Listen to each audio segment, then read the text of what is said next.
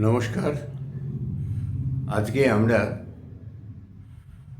পুরনো কলকাতার গল্পের একটি বিশেষ বিষয় নিয়ে আলোচনা করব। সেটি হলো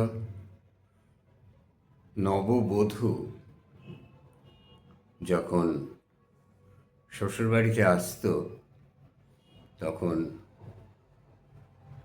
নববধূর বুদ্ধি পরীক্ষা করা হতো। তার এটা কিন্তু খুব প্রাগৈতিহাসিক ঘটনা না, 50-60 বছর আগেও দেখেছি। তার স্কিল, দক্ষতা কি আছে, রান্নাঘরের দক্ষতা, সেটা পরীক্ষা করা হতো। সেই সমস্ত বিষয়গুলো নিয়ে নানা রকম হাসি ঠাট্টার বিষয় ছিল, কিন্তু অনেক ক্ষেত্রেই এটা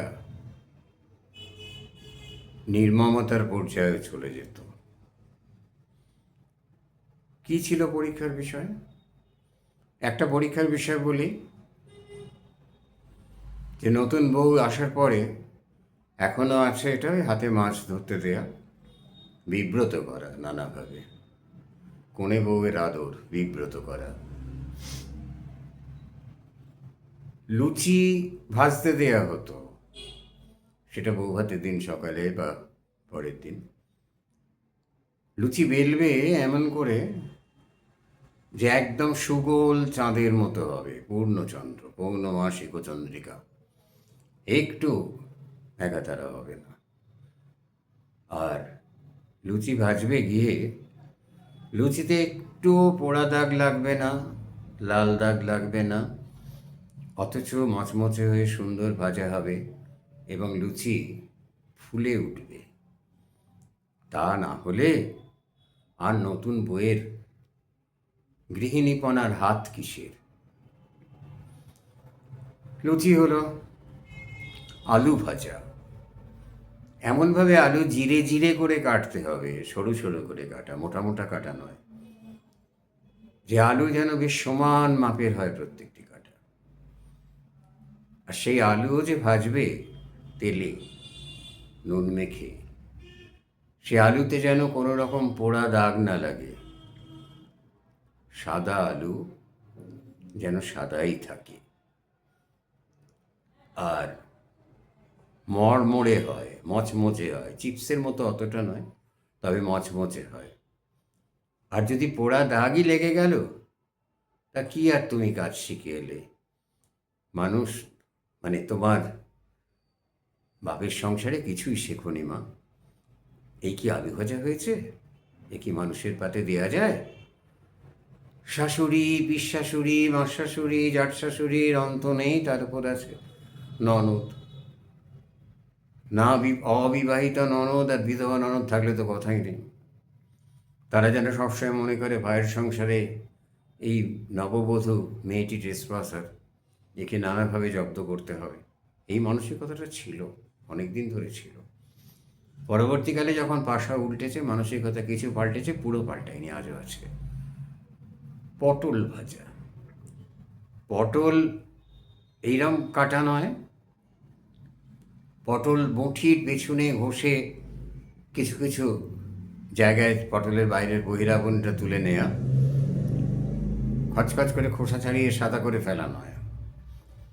আর মাথার দিকে একটুখানি দুদি বটিটাকে দিয়ে 4টে স্লট, পেছন দিকেও 4টে স্লট, বিয়ে বাড়িতে যেরকম পটল ভাজা দেয়, সেটা ভাজতে হবে, ভাজতে হবে, কিন্তু সবুজ রং নষ্ট হবে না, সেটা যেন সবুজ থাকে। কী ভয়ঙ্কর চ্যালেঞ্জ বলুন তো! সে যেন সবুজ থাকে। তাই যদি না থাকলো, তাহলে কিসের পটল ভাজা হলো? গৃহিণীপনার হাত কোথায় তোমার? কিছুই তো জানো না দেখছি। এই তো গেল ভাজাভুজির ব্যাপার। বুদ্ধির পরীক্ষায় নানা রকম প্রশ্ন হতো, তো সেও ততটা বিপজ্জনক নয়।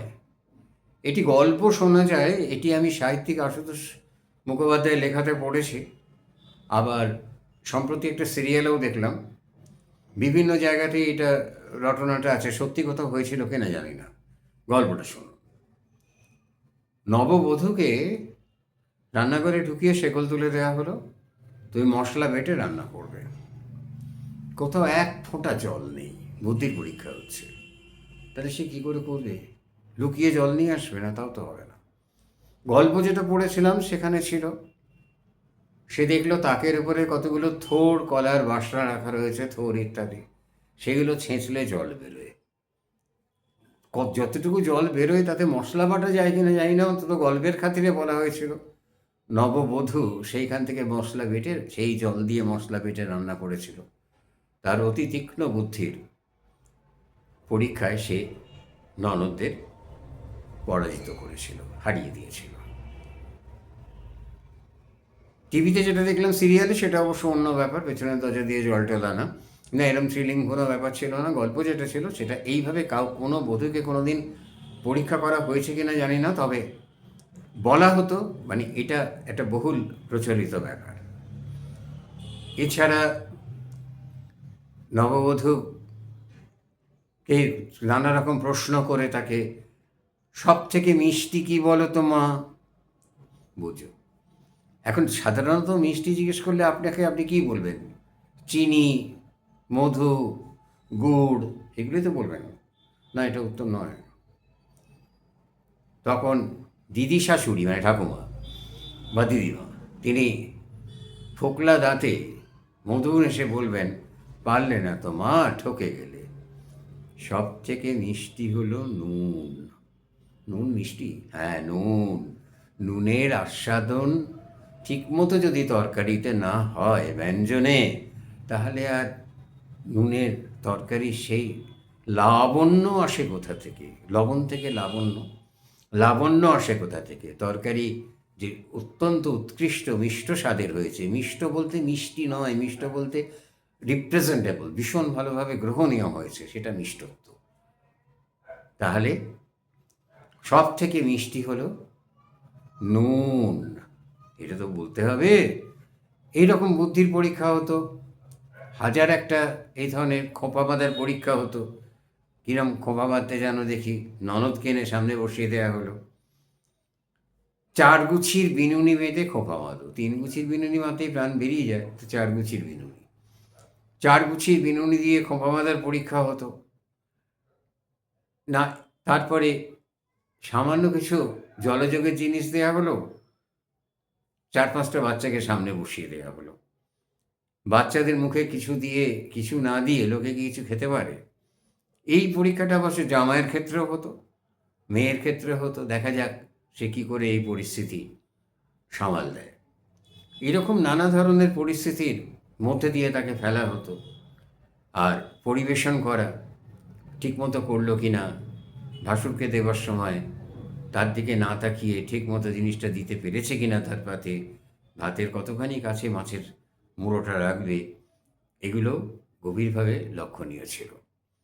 এইভাবে পরীক্ষায় উত্তীর্ণ হতে হতো কনে বউকে। সময় সময় এটা মজা মাত্রা ছাড়িয়ে অত্যন্ত করুণ নির্মমতার দিকেও চলে যেত। যাই হোক, এই ছিল প্রাচীনকালে কনে বউদের অভ্যর্থনার দৃশ্য। ছেলের বউকে খুব ভালো চোখে কখনোই নেয় না শ্বশুরবাড়ি। আজ অবশ্য দিনকাল পাল্টেছে কিছুটা, সম্পূর্ণ নয়। নমস্কার।